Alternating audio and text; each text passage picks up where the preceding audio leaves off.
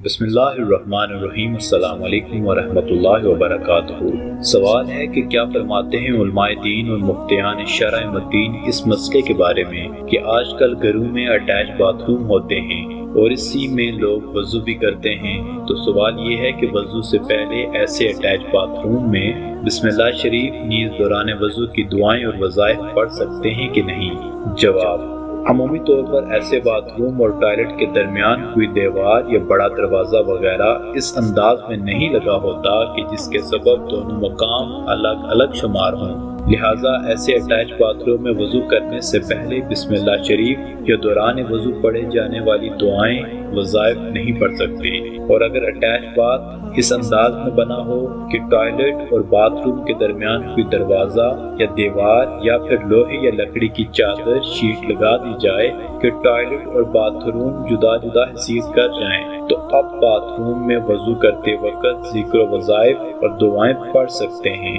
واللہ تعالی علم ورسولہ اعلم، صلی اللہ تعالی علیہ وسلم۔